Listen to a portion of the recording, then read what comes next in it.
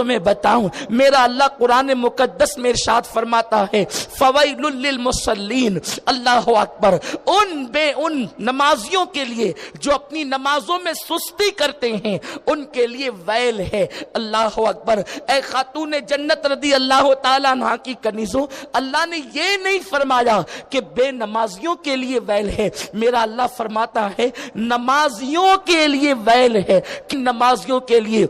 اللہ اکبر، اللہ اکبر۔ میرا رب فرماتا ہے فویل للمصلین الذین هم عن صلاتهم ساہون، جو اپنی نمازوں میں سستی کرتے ہیں، یعنی جو نماز تو پڑھتے ہیں، وقت گزار کر کے پڑھتے ہیں، وقت ٹال کر کے پڑھتے ہیں، وقت کی پابندی کے ساتھ نہیں پڑھتے، ان کے لیے ویل ہے۔ اور یہ ویل کیا ہے؟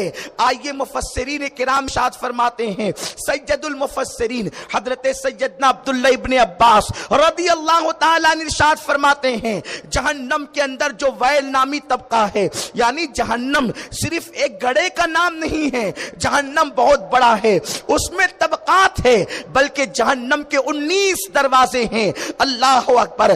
جنت کے 8 دروازے ہیں اور جہنم کے 19 دروازے ہیں، اور اللہ اکبر، اس جہنم کا حال یہ ہے، اس کے اندر ویل ہے۔ ویل کس کے لیے ہے؟ اللہ اکبر، ان نمازیوں کے لیے جو نمازوں میں سستی کرتے ہیں، نمازوں میں کوتاہی کرتے ہیں، پڑھتے تو ہیں، کبھی پڑھتے ہیں کبھی چھوڑتے ہیں، کبھی ٹال مٹول کرتے ہیں، ان کے لیے ویل ہے۔ اور اس ویل کی پوزیشن کیا ہے؟ میرے آقا صلی اللہ علیہ وسلم کی کنیزوں سنو اور لرز جاؤ، اپنی زندگی میں انقلاب پیدا کر لو، اپنی زندگی میں تبدیلی پیدا کر لو۔ آقائے کریم مصطفیٰ جان رحمت صلی اللہ علیہ وسلم فرماتے ہیں ویل جہنم کی وادی ہے، اس کے اندر اگر پہاڑوں کو ڈال دیا جائے تو پہاڑ اس کی گرمی کی وجہ سے پگھل کر کے پانی ہو جائے۔ میں تم سے پوچھنا چاہتا ہوں اے خاتون جنت کی کنیزوں، جہاں پہاڑ پگھل کر کے پانی ہو جائے اس کا نام ویل ہے، اور وہ ویل ان نمازیوں کے لیے ہے جو نمازوں میں سستی کیا کرتے ہیں۔ اب میں تم سے پوچھنا چاہتا ہوں اے خاتون جنت کی کنیزوں، بچے نے پیشاب کر دیا تو تم نماز چھوڑ دیتی ہو، بچہ رو رہا ہے تو تم نماز چھوڑ دیتی ہو، شوہر سے گفتگو کے درمیان تم نماز چھوڑ دیتی ہو۔ تم جانتی ہو اللہ کے پیارے حبیب غیب دا نبی صلی اللہ علیہ وسلم نے ارشاد فرمایا من ترک الصلاۃ متعمدا فقد کفر، جس نے ایک وقت کی نماز جان بوجھ کر چھوڑ دیا وہ کفر کی حد تک پہنچ گیا۔ سیدی اعلیٰ حضرت امام اہل سنت محدث بریلوی رحمت اللہ تعالی علیہ فتاوی رضویہ شریف میں لکھتے ہیں 100 سے زائد صحابہ نے فتویٰ دیا کہ جس نے ایک وقت کی نماز جان بوجھ کر چھوڑ دی وہ کافر ہو گیا۔ اے خاتون جنت رضی اللہ تعالیٰ عنہ کی کنیزوں، مجھے بتاؤ تو صحیح، آج عورتیں اور بالخصوص نوجوان ہماری قوم کی بچیاں نماز سے کوسوں دور ہے۔ جانتی ہیں آپ اللہ کے پیارے حبیب غیب دا نبی صلی اللہ علیہ وسلم نے ارشاد فرمایا کہ جو لوگ ایک وقت کی نماز جان بوجھ کر چھوڑ دیتے ہیں آسمان سے ان پر 1000 مرتبہ اللہ کی لعنت برستی ہے۔ کس کی لعنت؟ اللہ کی لعنت۔ اور ایک مرتبہ جس پر لعنت پڑے وہ ہمیشہ کے لیے اللہ کی رحمت سے دور ہو جاتا ہے۔ جانوروں پہ بھی لعنت کرنے کی اجازت نہیں، حتیٰ کہ اگر کسی کو پسو کاٹ لے تو انسان پسو کو بھی لعنت نہیں کر سکتا۔ یہاں تک فرمایا گیا کہ اللہ اکبر، اگر کسی انسان نے برائی کے کام کیے، انسان نے انتہائی گھنونے کارنامے کیے تو اس کا نام لے کر تم اس پہ لعنت نہیں کر سکتے۔ اللہ اکبر، اس پہ لعنت نہیں بھیج سکتے۔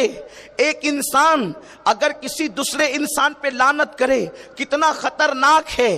ایک مرتبہ اللہ کے حبیب صلی اللہ علیہ وسلم ایک اونٹنی پر تشریف فرما تھے اور اس اونٹنی کے حوالے سے کسی نے یہ کہہ دیا، ایک شخص کی اونٹنی تھی، حضور علیہ السلام اس پہ جلوگر تھے اور کسی نے اس اونٹنی کے لیے لعنت کے الفاظ کہہ دیے۔ اللہ کے حبیب صلی اللہ علیہ وسلم فوری طور پر اس उस ऊंटनी से उतर गए और फरमाया जिस पे लानत कर दी गई मोहम्मद अब उस पर बैठ नहीं सकता।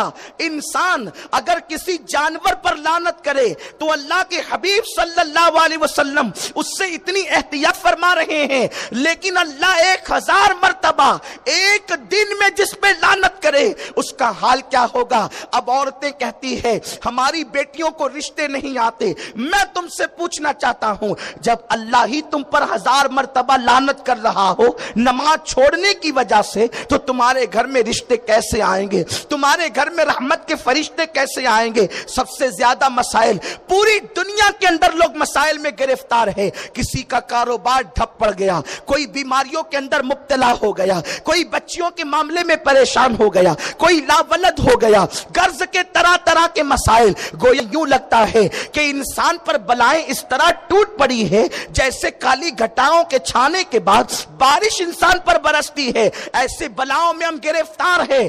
आओ अपनी मुसीबतों का हल तलाश करें। अल्लाह के हबीब सल्लल्लाहु अलैहि वसल्लम ने इरशाद फरमाया जो लोग पाबंदी के साथ 5 वक्त की नमाजें पढ़ते हैं, मैं मोहम्मद ऐलान करता हूं अल्लाह उनको दुनिया की मुसीबत से भी बचाएगा, आखिरत की मुसीबत से भी बचाएगा। ऐ खातून जन्नत रदी अल्लाह ताला अन्हा की कनीजों, आखिर वो कौन सी तकलीफ है जिसका हल नमाज के अंदर नहीं, आखिर वो कौन सी मुसीबत है जिसका हल नमाज के अंदर नहीं। अल्लाह अकबर। अगर आज औरतों को कोई बाबा लोग जो है वजीफे बता दे, ये पढ़ो तो रिश्ता आएगा, ये पढ़ो तो ये हो जाएगा, वो पढ़ो तो वो हो जाएगा, औरतें पाबंदी के साथ वो सारी चीजें करती है। कोई मेरी बहन 16 सैयदों के रोजे रख रही है, कोई मेरी बहन 10 बीबियों की कहानी पढ़वा रही है, कोई मेरी बहन कुछ कर रही है, कुछ कर रही है। मुझे इस पर कुछ कोई तफसीरा नहीं करना, लेकिन मुझे अपने आका का फरमान पेश करना है।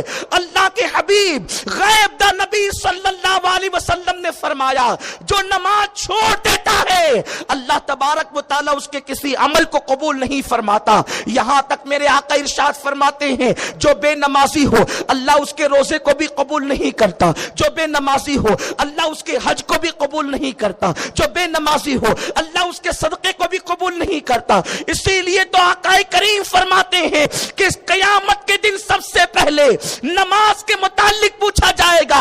अगर नमाज का मामला क्लियर होगा तो सारे मामलात क्लियर होंगे, और नमाज का मामला ही गड़बड़ होगा तो सारे मामलात इंसान के गड़बड़ होंगे। ऐ खातून जन्नत रदी अल्लाह ताला अन्हा की कनीजों, सुन लो, शैतान की आदत है फराइज और वाजिबात से हटा करके शैतान इंसान को नवाफिल में उलझा देता है। हम नवाफिल तो कर रहे हैं, हमारी तवज्जो फर्ज की तरफ नहीं है।